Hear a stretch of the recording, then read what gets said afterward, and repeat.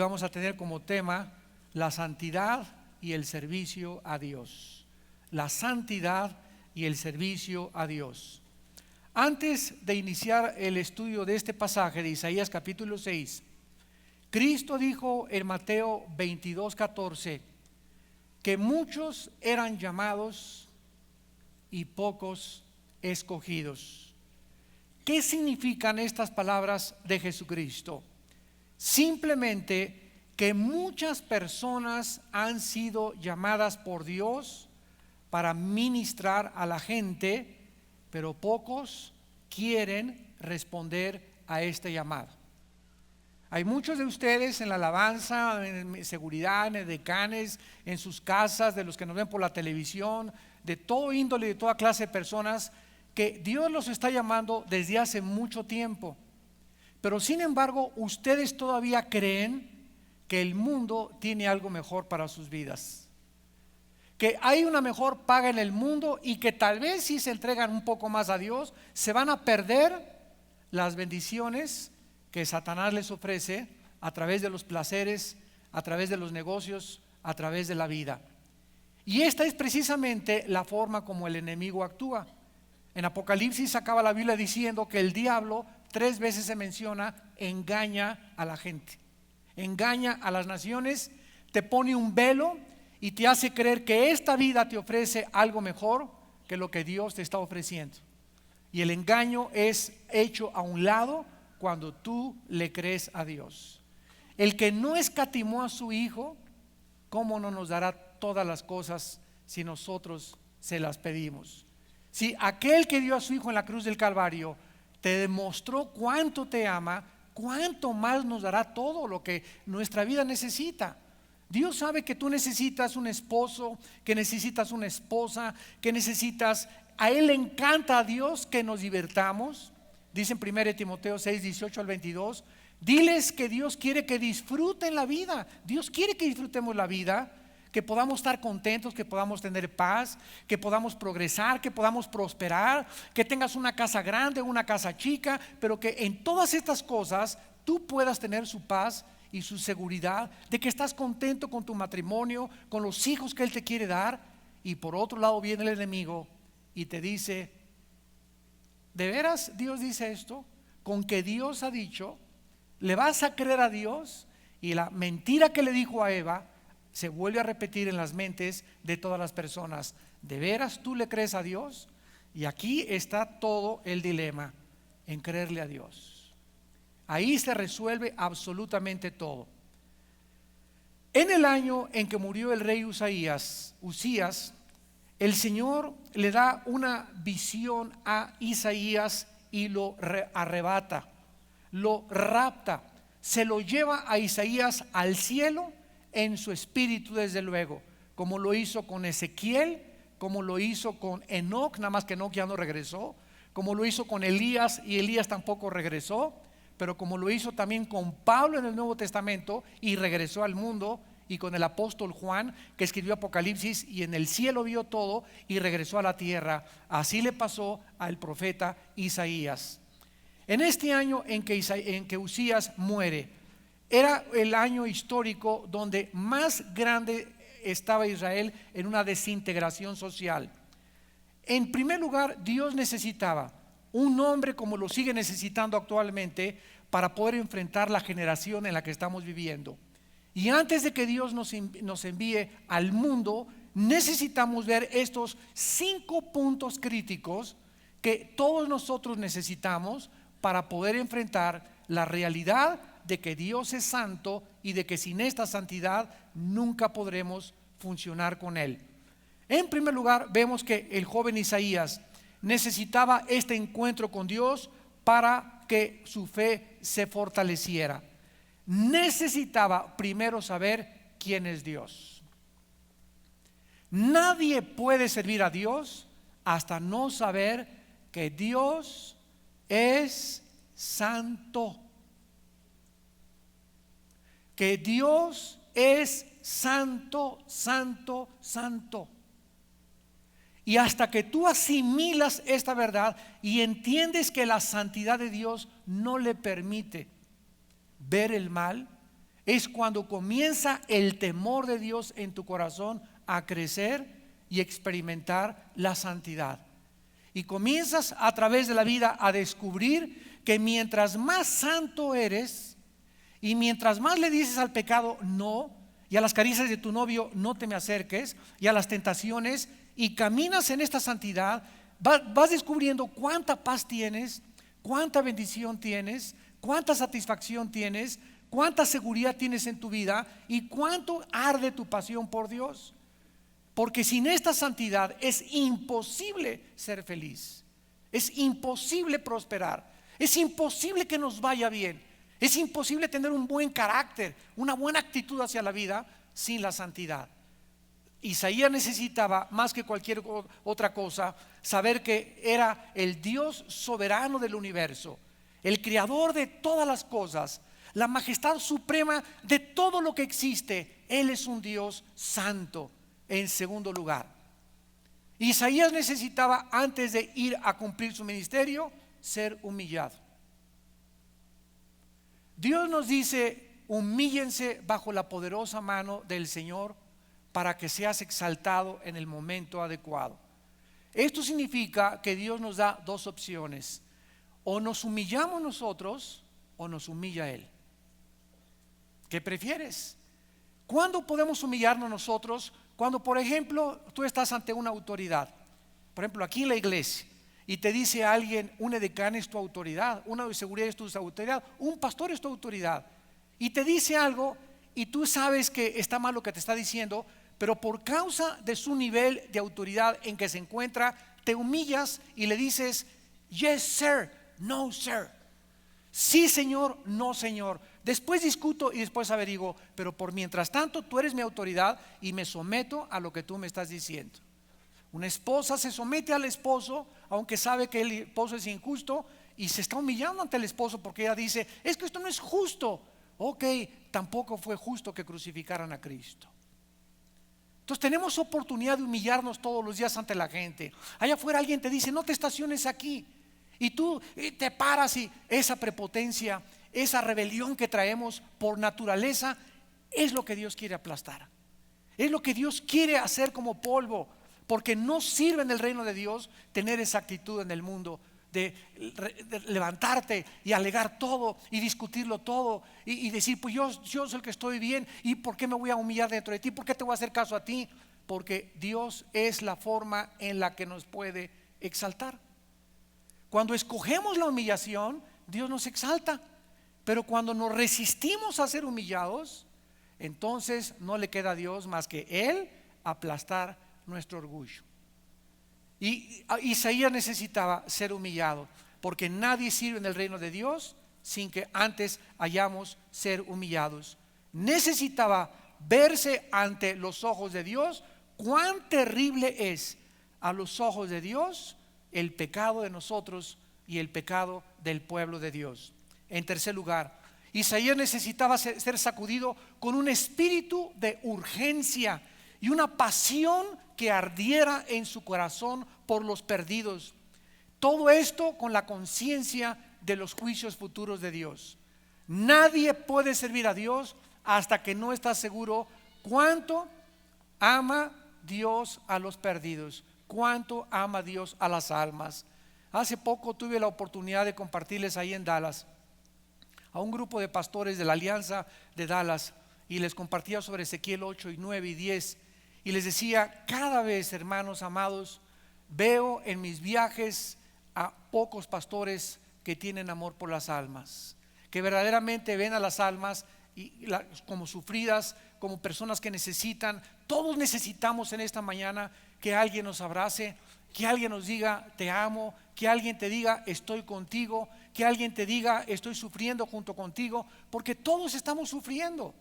Vivimos un mundo donde todos estamos siendo lastimados, heridos todos los días. Y esta es la misión de nosotros, la iglesia, de ir a un mundo sufriendo, a un mundo con un corazón compasivo, como pensaba Jesucristo, y abrazar a la gente, orar por la gente, llorar con los que lloran, sufrir con los enfermos, mostrarnos que tenemos ese corazón que tiene Dios por nosotros y que nos lo mostró en una cruz. Si nosotros no tenemos este corazón de ver así a las almas, no servimos para el reino de Dios. En cuarto lugar, necesitaba Isaías ser preparado para un ministerio muy difícil. ¿Qué es lo que está haciendo Dios con todos nosotros? A través de las humillaciones, a través de las desilusiones que estás atravesando, a través de las traiciones que estás sufriendo, a través de las vicisitudes, a través de la pérdida de tu empleo. ¿Qué está haciendo Dios a través de todas estas cosas? Nos está preparando. Nos está preparando para algo más grande que viene en el futuro, para los próximos meses, para los próximos años. Y cuando lleguemos nosotros al momento en el que Dios nos va a usar y no estamos listos, porque todavía estoy orgulloso, todavía hay soberbia en mi vida, todavía no estoy humillado, todavía me defiendo, todavía busco mis intereses, me pierdo la oportunidad y Dios busca al que esté humillado para poder levantarlo. Nos hace a un lado Dios. Dios no necesita a nadie. No somos ninguno de nosotros demasiado necesitados como para que podamos decir, sin mí Dios no va a hacer la obra. Dios no nos necesita a nosotros, nos da el privilegio de podernos nosotros apuntar en su ejército. Pero si nosotros no entendemos que todo lo que estamos pasando Dios lo usa para forjar nuestro carácter, nos vamos a perder la oportunidad de servirlo. Miren ustedes a José en el Antiguo Testamento. José, su familia lo rechaza, así lo patean, lo sacan sus hermanos de su casa, todos fuera, no te queremos, tú vienes aquí nomás a causar envidias. Y era injusto lo que le estaban haciendo, y lo venden a unos mercaderes y se lo llevan a Egipto a José. Y ahí en Egipto José, imagínense en los camellos ahí con los mercaderes. Ay, pobre de mí, mi familia no me quiere, ni mi padre ni mi madre me abandonaron. Y comenzar a amargarse y comenzar a desanimarse. Y llega él a Egipto, y en todo el camino estoy seguro que iba: Padre, gracias a Dios, porque aunque mi padre y mi madre me dejen, tú eres mi amparo y mi fortaleza, mi fuerte castillo. Señor, yo estoy contigo, tu amor es mucho más grande que el que mi familia me pueda dar. Y lo venden y lo entregan al Potifar, un jefe de Egipto, y lo meten a la casa de la guardia del capitán de Egipto. La leona de Santa Julia se le echa encima y quiere: Pepito, vente para acá. Y comienza a ser agredido con relaciones sexuales. Él rechaza las relaciones sexuales y lo meten a la cárcel por seguir fiel a Dios. En la cárcel otra vez: pobrecita de mí, para eso te sirvo, Señor. Tantas vicisitudes, tantas ilusiones, nadie me quiere, nadie me abraza, nada de estas cosas. Y ahí pudo otra vez amargarse y luchó contra eso. Y cuando él salió de la cárcel, después de que él se humilló delante de Dios y rechazó amargarse, es una decisión de nuestra voluntad. Tú tienes que decidir: no me voy a amargar, no voy a guardar rencor. Y cuando tú decides esto, Dios espera el momento para usar ese vaso que Él está buscando. Y cuando Él lo saca de la cárcel, lo saca como gobernante de Egipto. Pero para poder ponernos Dios sobre mucho, para podernos Dios poner un nivel un poco más alto, donde tengamos influencia de un liderazgo mucho más grande e internacional, antes necesitamos un camino muy largo de preparación. Y necesitamos entender esto: todos nosotros estamos siendo preparados para algo grande. Porque cuando caminamos con Dios, tenemos un Dios demasiado grande que nunca nos dejará ni nos desamparará. Isaías necesitaba finalmente entender que estaba en un punto crítico de la historia. Bajo el reinado de Usías, la nación había florecido económica, militar y en todas las índoles, porque el rey Usías había creado programas grandísimos para poder levantar edificios, obras públicas, proyectos de construcción. Además de que el ejército de Usías era el más grande en ese tiempo de todas las demás naciones. Como consecuencia, pues no había desempleados, la gente había prosperado en la agricultura, en los negocios y en las empresas. Sin embargo, Usías, a pesar de que comenzó a desarrollar sus programas económicos, militares y comerciales, comenzó en los últimos años de su vida a desintegrar su carácter. Por eso nunca es importante cómo comenzamos, sino cómo terminamos. Y así la historia nos vemos, ¿verdad? Músicos, deportistas, artistas, políticos que comenzaron bien, predicadores que comenzaron bien, misioneros que comenzaron bien, pero no es cómo comiencen y cuando están aquí, sino cómo acaban. Esa es la culminación de la obra de Dios en la vida humana. ¿Cómo acabamos nosotros? No cómo comenzamos. Usaías, en los últimos días de su vida, con tanto poder y con tanta gloria, su carácter se comenzó a desintegrar. Se metió al templo, asumió el papel del sacerdocio y del intercesor de Dios, y esta usurpación y la profanación del templo como sacerdote fue un pecado muy grave a los ojos de Dios, por lo cual Dios lo afligió con lepra y vivió aislado hasta el día de su muerte. A la muerte de Usías viene Jotán, su hijo, y como corregente del trono, porque aun cuando su padre estaba leproso, ya Jotán comenzó a reinar. Y durante muchos años Jotán fue un buen rey, pero como su padre, acabó demasiado rápido por desintegrarse moralmente. Muere Jotán y viene Acaz, que es un terrible gobernante, para comenzar a gobernar y a desintegrar a la nación. Arrastra a Acaz a la nación en un desenfreno de moral, en una falsa adoración, y de ahí era la dificultad del ministerio de Isaías. Miren rápidamente en el capítulo 1 de Isaías, en el versículo 1, cómo introduciendo el Espíritu Santo este libro menciona a estos 4 reyes bajo los cuales Isaías sirvió a Dios. Dice Isaías 1:1, visión de Isaías, hijo de Amós, la cual vio acerca de Judá y Jerusalén en días de Usías. Vemos que comienza su ministerio, capítulo 6, cuando Usías murió. Después viene Jotam, su hijo, que comenzó a seguir los pasos de su padre. Viene Acaz, que arrastra espiritualmente a la nación. Y finalmente Ezequías, que fue uno de los poquitos buenos reyes que tuvo el tiempo de Isaías. El ministerio pues de Isaías comienza cuando un rey muere, en el periodo cuando la nación comienza a desintegrarse. El pueblo está dominado por la avaricia, los placeres sexuales, la codicia, el egoísmo, la inmoralidad, la soberbia, la falsa adoración y la persecución a los justos. ¿Se parece a nuestra generación? Si la generación de Isaías la consideramos nosotros que era tremenda, es realmente la generación de Pinocho comparada con la del siglo XXI, con lo que estamos enfrentando nosotros. Ahorita es increíble que tú vayas por cualquier periférico, por cualquier carrera, y desde espectaculares donde ya anuncian anuncios con ropa interior, las mujeres y los hombres. En la televisión los jóvenes están bombardeados con inmoralidad y con pornografía.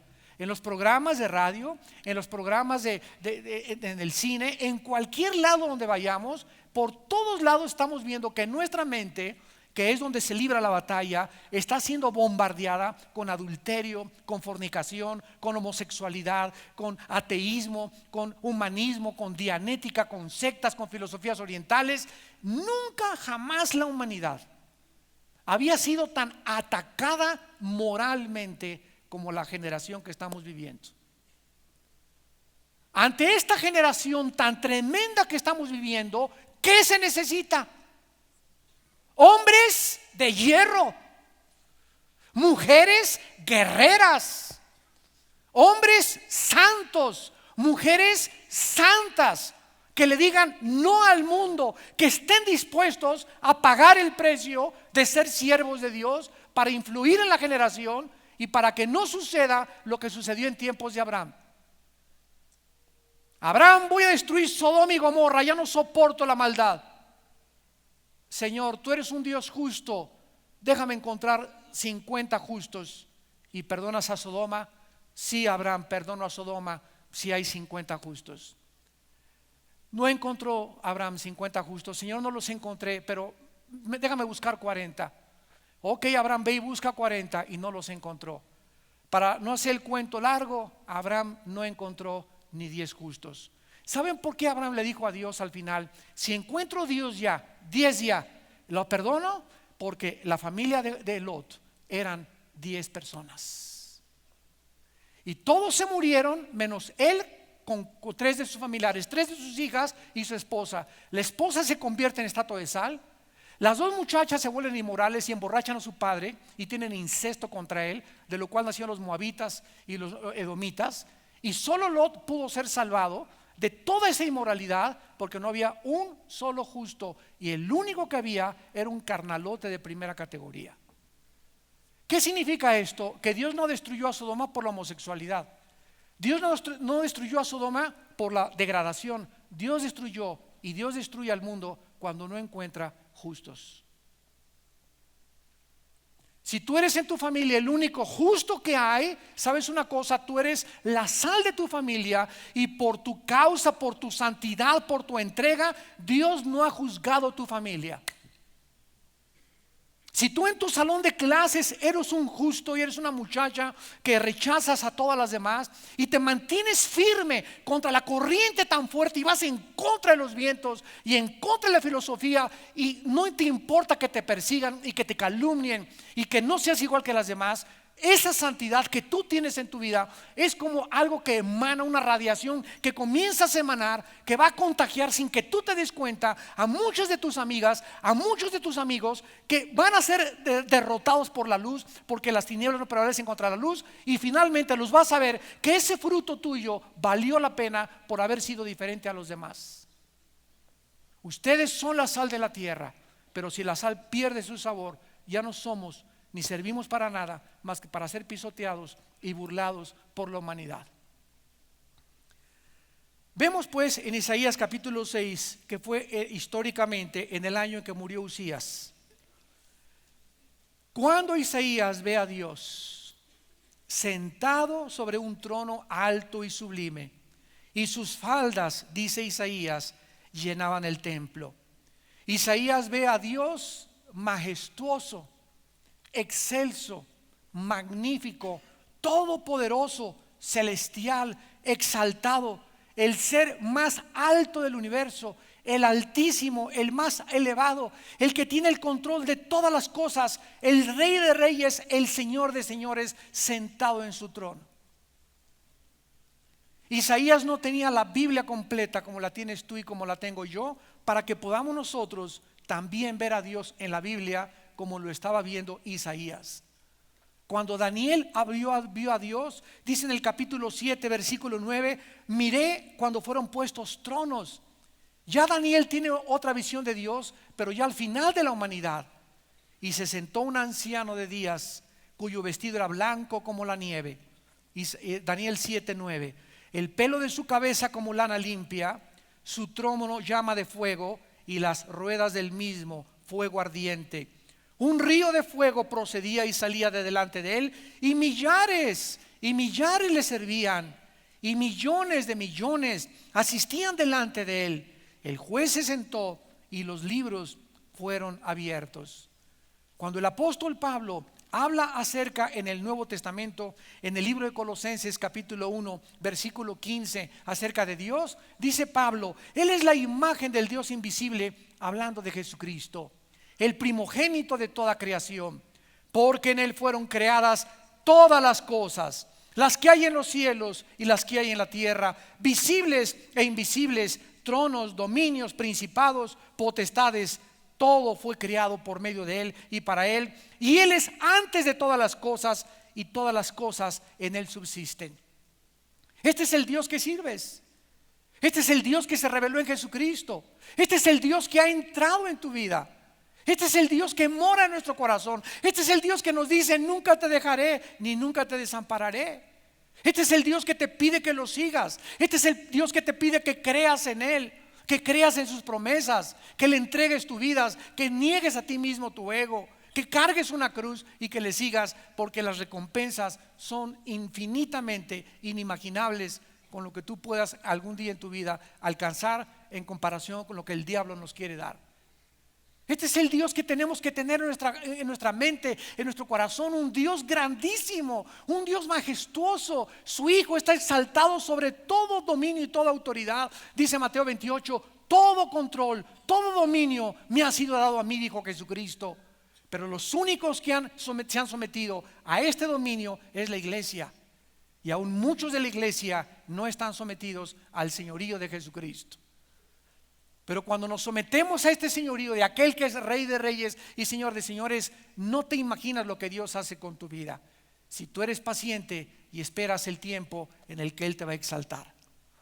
En segundo lugar, vemos que Isaías en el capítulo 6, versículo 2 y 3, después de ver a Dios, ve a unas criaturas volando arriba de Dios. Y la Biblia le llama serafines. Esta es la única vez en la Biblia donde aparecen los serafines, la única vez. Son diferentes a los querubines. Estos serafines, la palabra sarap con S, de donde viene la palabra hebrea serafín, significa los que queman, los que están encendidos, los que se consumen con fuego, los que arden o los ardientes. ¿Quiénes son estas criaturas que están arriba del trono de Dios?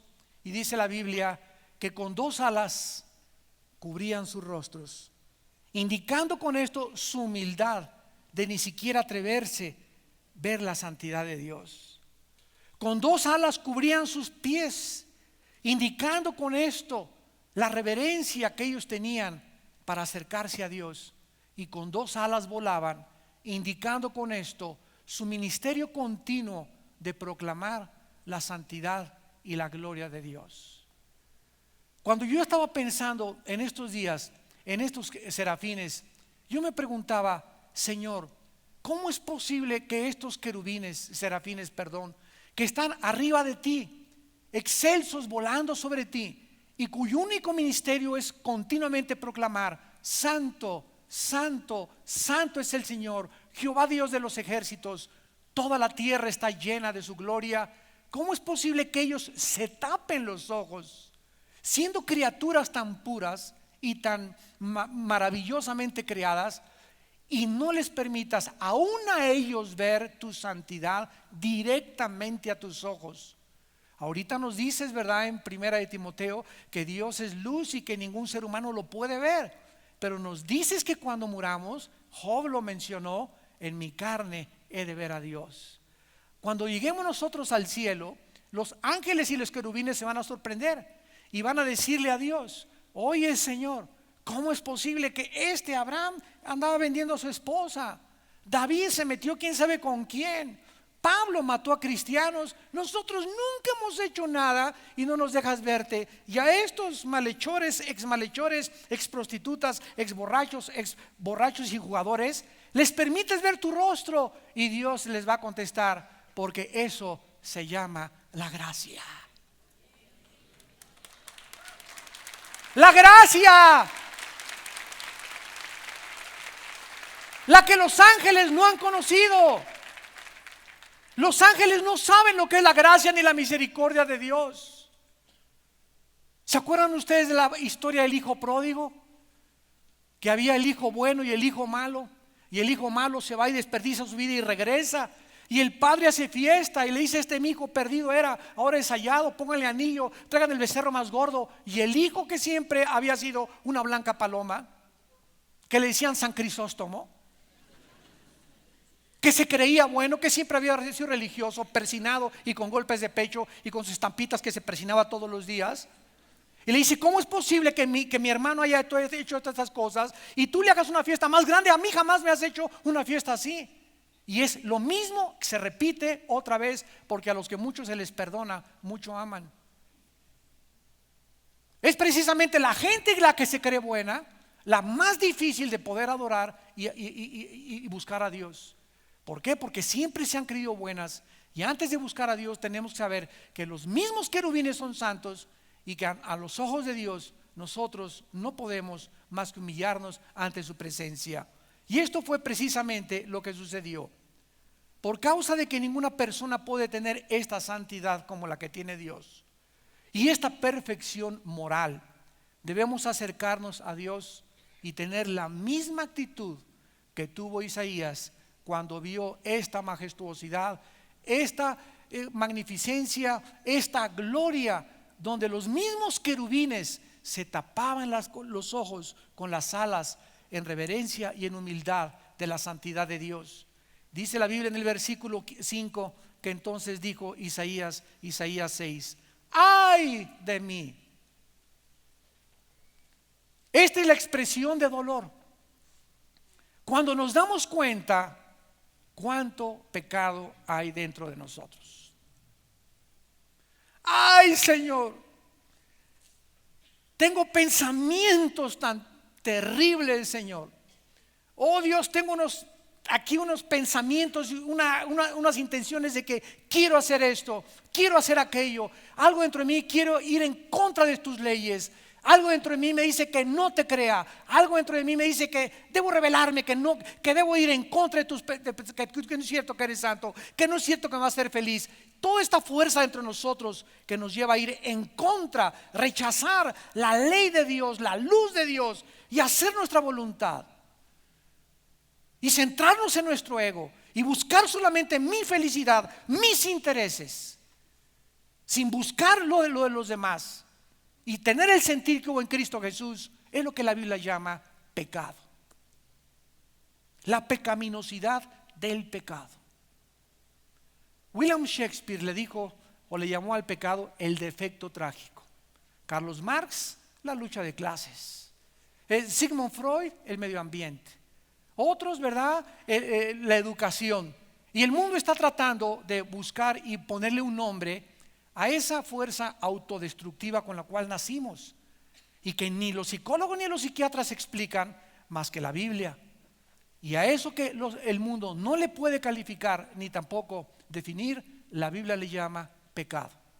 Y la palabra pecado, shuav en el hebreo, amarti en el griego, vean lo que significa: desviarse del blanco. Desviarse del blanco. ¿Qué significa esto? Dios puso un blanco como si fuera donde le disparan las flechas, que tienen así círculos, y el círculo más chiquito es donde la flecha debe de dar. Y si da en el centro de los circulitos, eres campeón de arquería. Bueno, Dios puso el blanco que es su voluntad. Y dice la Biblia que cuando nosotros pecamos contra Él, las flechas con las que nosotros salimos disparados, todos nos hemos desviado, todos nos apartamos de su gloria. Ninguno de los seres humanos, desde Adán hasta nuestros días, ha dado en el blanco. Todos como ovejas perdidas, cada quien por su camino. Unos por allá se fueron con los dianéticos, otros con los de las budistas, otros con las sectas, otros con los musulmanes, otros con los judíos, otros con sus religiones, otros con los testigos de Jehová, otros ateos, otros agnósticos. Cada quien ha buscado diferentes caminos para llegar a Dios sin nunca tomar a Dios en cuenta. Esto es lo que es el pecado. El pecado nunca nos hace dar en el blanco. El pecado nunca nos pone en el centro de la voluntad de Dios. Jesucristo viene a nuestras vidas y me dice: dame tu arco, dame tu arco. Tú eres una flecha, Armando, y déjame sacarte punta primero. Y te va a doler. Y te voy a sacar y te voy a poner plumas.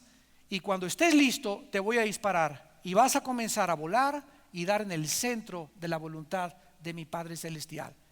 Y cuando tu vida esté en el centro de la voluntad de Dios, hasta ese momento vas a ser feliz. Hasta ese momento vas a tener paz. Hasta ese momento vas a saber por qué existes, de dónde vienes, a dónde vas. Vas a tener propósito y significado en tu vida. Nunca jamás, mientras no des en el blanco, podrás encontrar la razón y el propósito para tu vida. Esta es la razón por la cual los artistas se suicidan. La hermana de la princesa allá en España se suicida. Pero ¿cómo si tenía todo, hermana de la princesa? ¿Cómo esta artista de cine que tenía, verdad, las pechugas hasta por acá se ponen para poderse más voluptuosas y se inyectan las piernas y con esto, véanme hombres, ahora sí les gusto, verdad, aquí vengan y agarren lo que quieran, a 25 el kilo de aguayón.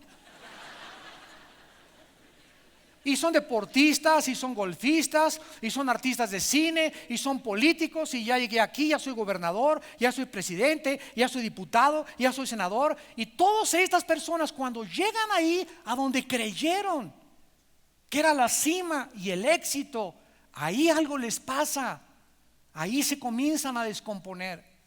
Esta muchacha en España que se suicidó, decía un reportaje que estaba cansada de la vida. de los amantes, estaba cansada de todo lo que estaba pasando a su alrededor, que toda la gente era hipócrita a su alrededor, que no había encontrado nadie que la amara verdaderamente como ella buscaba ser amada. Y así está el mundo, y así es la expresión del mundo. Todos no han dado en el blanco, porque creen que está en el sexo, en la figura, en lo bonito, en lo guapo, en el dinero, en el poder, en la popularidad. Y Jesús dijo: cualquiera que bebe esa agua volverá a tener sed. El mundo no tiene nada que ofrecernos. Metámonos esto en nuestra mente. El mundo no tiene nada que ofrecernos más que desilusiones, traiciones, cosas que nos van a afectar, y jamás nadie podrá llenar tu vida más que Jesucristo.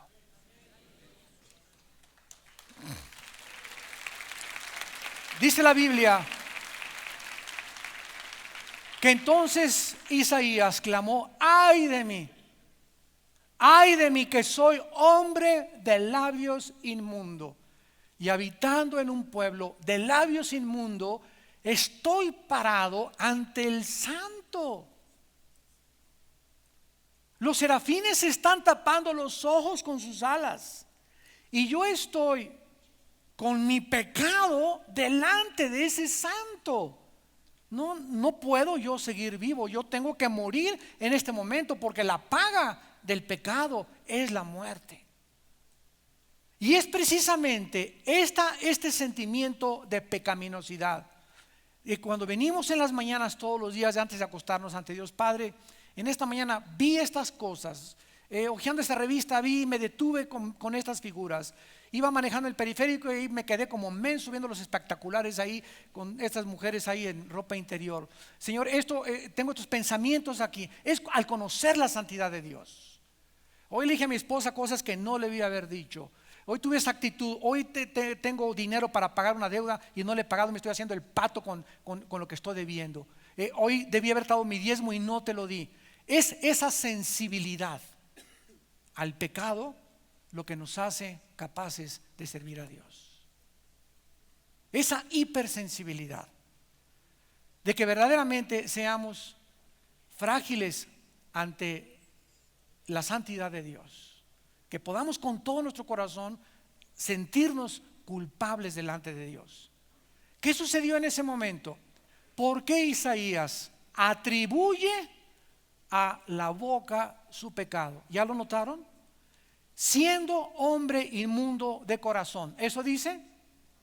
No, dijo inmundo de labios, y habitando en medio de un pueblo que tiene labios inmundos, han visto mis ojos a Jehová de los ejércitos. ¿Por qué hace esto? En Mateo 12, versículo 34, el Señor Jesucristo dijo estas palabras: porque de la abundancia del corazón habla la boca.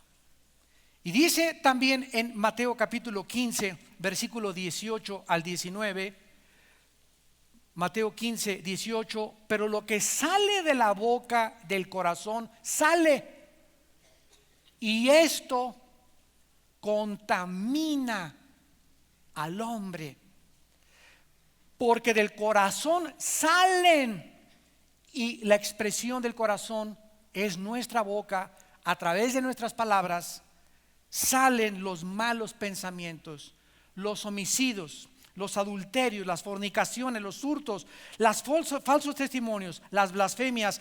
Estas cosas son las que contaminan al hombre, pero el comer con las manos sin lavar no contamina al hombre. ¿Qué es realmente la maldición más grande que nosotros podamos hacer? Hablar mal de la gente. Cuando tú hablas, por ejemplo, ay, es que mi pastor esto y el otro, estás contaminando, estás saliendo dentro de ti un veneno que has guardado y que lo transfieres a través de tus palabras. Y por lo que tú hablas, por lo que te sale de la boca, si tú eres sensible, conoce lo que hay en tu corazón. Es por eso que todas las personas amargadas, siempre de sus bocas sale crítica. Critican, hasta Pinocho lo critican. a su abuelita, a su suegra, al pastor. Nunca nadie les cae bien, nadie les gusta. Todo es crítica, crítica, crítica, crítica. Negativo, negativo. A sus hijos, tú eres un tonto, nunca vas a hacer nada. A su esposa, verdad, tú eres lo peor, nunca vas a lograr nada, tus objetivos. Y ese corazón tan envenenado que tenemos, lo expresamos a través de los labios. Vean las cosas, las palabras que salen de los políticos. Por las palabras que salen de la boca de un político, te puedes dar cuenta de su corazón. Por las palabras que salen de la boca de un artista, de un deportista, de un predicador, de cualquier persona, muestra el corazón que tienen. Es por eso que Isaías, consciente de que las palabras que salían de su boca hablaban de que algo estaba mal interiormente, fue que entonces un querubín comenzó a volar, un serafín, perdón, y había un altar. En el cielo había un altar. ¿Qué es un altar? ¿Qué representa el altar en la Biblia? La cruz. Porque el altar es el lugar del sacrificio. Entonces vamos a seguir esto con mucho cuidado. El serafín vuela y toma un carbón del altar de Dios. Ahí en el cielo hay un altar que representa, repito, la cruz. La cruz es el altar de Dios, el lugar del sacrificio. Y vuela con ese carbón el serafín y se lo pone en sus labios a Isaías y le dice: es quitada tu culpa y limpio tu pecado. ¿Qué significa esto? Que fue en el altar o en el Antiguo Testamento, cuando Dios mandaba fuego sobre un sacrificio y se consumía el sacrificio, significaba que Dios aceptaba ese sacrificio, por lo cual se llamaba holocausto. En el inglés se llama burning offering o ofrenda quemada. Pero esta ofrenda quemada significaba que si no quedaba nada, Dios convertía en ceniza totalmente la carne de ese animal, porque es precisamente lo que Dios tiene que hacer: juzgar el pecado. En la cruz de Cristo cayó el fuego de Dios, no sobre ti, ni sobre ti, ni sobre ti. Cayó sobre su Hijo Jesucristo, y su Hijo Jesucristo fue despedazado, consumido por el fuego de Dios. En otras palabras, Dios juzgó nuestros pecados en la persona de su Hijo Jesucristo. Y esto es lo que simbolizaba ese carbón que era tomado del altar y que quemaba los labios de Isaías. Simbolizaba que el fuego de Dios en la cruz es un fuego consumidor. Y al invitar a Jesucristo a nuestras vidas, estamos siendo consumidos por su fuego, por nuestros pecados, en la persona de su Hijo Jesucristo. ¿Y qué es lo primero que nos quita a Dios? La culpa. ¿Qué es lo que le impide a la gente ser feliz? Ay, hermano, tengo 4 años de ser cristiana, pero fíjese que hace 4 años aborté y todavía tengo pensamientos de mi aborto, de culpa. Hace 3 años dejé a mi marido y todavía tengo pensamientos de culpa. Hace 3 semanas forniqué y todavía tengo pensamientos de culpa. ¿Por qué la gente sigue atormentada por la culpa? Porque no conoce el perdón. Si confesamos nuestros pecados, si tú le pediste a Dios perdón por tus abortos, por lo que hiciste con tu novio antier, por lo que robaste, y en tu corazón hay arrepentimiento, la sangre de Cristo nos limpia de toda maldad. Y en el momento en que yo creo que esto es verdad y aplico la sangre porque estoy arrepentido, no tengo por qué seguir atormentándome y creyendo que yo no me he perdonado. Si Dios me perdonó, ¿quién soy yo para decir que Dios no me puede perdonar? Esto solamente es incredulidad. Qué maravillosa gracia nos ha dado Dios para que hoy todos ustedes que nos ven por la televisión también, que han ofendido a Dios con sus pecados y que has hecho algo delante de Dios, en este momento tú puedas ser perdonado. Qué misericordioso es Dios. Siempre me dan ganas de llorar cuando pienso en esto, cómo Dios nos ama. Señor, te he fallado. No he sido el hombre que tú quieres que yo sea. No he sido la mujer que tú quieres que yo sea. No he sido con mis padres lo que tú quieres que yo sea. No he sido la persona que todavía... Y te contesta Dios: hijo, te sigo amando. ¿Sabes una cosa? No te has muerto. Y mientras tengas vida, tienes esperanza de cambiar. No has muerto.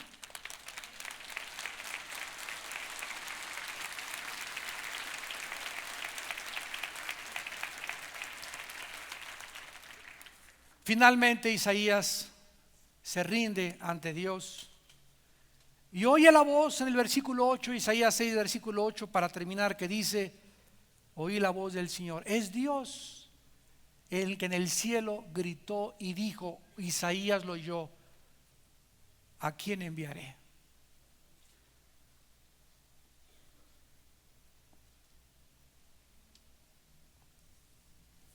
Su voz sigue llenando la tierra. ¿A quién enviaré? ¿Qué está haciendo Dios? Está preguntando. No está diciendo, a ver, tú ven, está diciendo, ¿a quién enviaré? Y nos está dejando a nosotros, en nuestro libre albedrío que tenemos, la decisión por lo cual somos responsables delante de Él, de responder. Él no te va a forzar. Él no te va a forzar a ser bueno, a dejar tus pecados, porque tenemos una conciencia y un libre albedrío. Somos agentes morales libres que tenemos que determinar que cada decisión que yo tomo en la vida tiene consecuencias, para bien o para mal, pero cada decisión que tú tomes en la vida tiene consecuencias. Y Dios te pregunta en esta mañana: ¿a quién enviaré? A ti te toca decirle: yo quiero ir. Primero pregunta en singular, ya lo vieron, ¿a quién enviaré? Y después pregunta: ¿quién irá por nosotros? Está hablando en plural. O sea, Dios nos manda a un mundo en el nombre del Padre y del Hijo y del Espíritu Santo, bautizándolos en el nombre del Padre, el Hijo y el Espíritu Santo, haciéndolos discípulos a todas las naciones. He aquí estoy yo con ustedes todos los días hasta el fin del mundo. ¿Quieres tú en esta mañana decirle a Dios: yo quiero ir, Señor, yo quiero servirte, soy indigno, he conocido que eres un Dios santo, que eres un Dios majestuoso, que eres un Dios alto, que yo soy pecador y te he ofendido con mi vida, pero te pido perdón, ay de mí, porque no quiero morir antes de que tenga yo el perdón de mis pecados. Quiero servirte, quiero vivir para ti, Señor. Y tal vez no te vayas de misionero a Israel o a Afganistán o a Brasil, o tal vez nunca vayas a ser pastor, pero hay forma de servir a Dios. Padre, envíame a mi casa. Quiero en mi casa representarte con mi familia. Quiero en mi familia representarte. Quiero en mi vecindario representarte. Quiero representarte aquí en el Estado de México. Quiero ir ante el gobierno. Quiero ir ante las personas. Quiero que el mundo sepa que el Padre, el Hijo y el Espíritu Santo son santos, santos, santos. Y que hay una esperanza para el mundo. Quiero ser tu guerrero, quiero ser tu guerrera. Quiero servirte, Señor. Y tienes solamente una vida para tomar esta decisión. Si tú supieras que hoy sería la última vez que tú vivieras, ¿qué decisión tomarías? Si tú supieras que hoy vas a morir y nadie sabe cuándo va a morir, ¿qué harías con el futuro de tu vida? ¿Qué harías al llegar al cielo? Padre Santo, tuve la oportunidad ese domingo, el 17 de febrero, de tomar esta decisión y no lo hice porque yo creí que todavía tenía muchos años. Y le dije a mi alma: alma mía, muchos bienes tienes, duérmete, repósate, no te preocupes. Cuando la voz puede oírse en esta noche que te diga: eres un necio, te di la oportunidad hoy en la mañana de entregarme tu vida y esta noche morirás. Vienen a pedir tu alma. Y no mis ángeles, sino los demonios que están esperando llevarse a la otra vida a aquellos que no quisieron creer el evangelio de la gracia de Jesucristo. ¿A quién enviaré? ¿Quién irá por nosotros? Está en nosotros responder. Oremos. Padre, te damos gracias por tu paciencia con nosotros, por tu infinita misericordia, porque eres bueno, porque eres santo, porque eres maravilloso, por mostrarnos nuestros pecados, nuestras ofensas ante tu trono de gracia, y por habernos dado la oportunidad de acercarnos confiadamente en esta mañana a tu trono, alcanzar gracia y perdón y misericordia en el oportuno socorro. Gracias por la sangre de tu Hijo Jesucristo. El fuego tuyo cayó, los carbones alrededor de la cruz lo quemaron, fue consumido por tu juicio, como una ofrenda, como un holocausto en nuestro lugar, para que nosotros viviéramos y tuviéramos vida en abundancia, para que creyésemos en tus leyes, en tus preceptos y en tus mandamientos, y te sirviéramos en la corta vida que nos has dado en espíritu y en verdad. En esta mañana Dios abre sus brazos en la cruz y te invita a ti, ustedes que nos ven por la televisión, a que vengas y seas perdonado. Ya no son los serafines los que ahora nos ponen el fuego, sino es la cruz de Cristo. El fuego que consumió a Cristo quiere consumir también tu pecado y enviarlo lejos, para que Dios no se acuerde jamás de nuestros pecados. Si tú quieres en esta mañana invitar a Cristo por primera vez a tu vida, dile ahí desde tu lugar: Señor mío, perdona mis pecados. Ay de mí que te he ofendido, Señor, siendo tú un Dios santo. Pero no quiero vivir con esta culpa toda mi vida. Ahora he descubierto que hay perdón en esa cruz. Señor Jesús, creo que tú pagaste con tu sangre por mis pecados. Quema mis labios, quema mi corazón, consúmeme en pasión, en ardor por ti. Y que pueda yo, cada vez que te vea, Señor, ver tu santidad. Cada vez que me acerque a ti como los serafines, acercarme con temor y temblor y con reverencia, sabiendo que estoy pisando un terreno santo.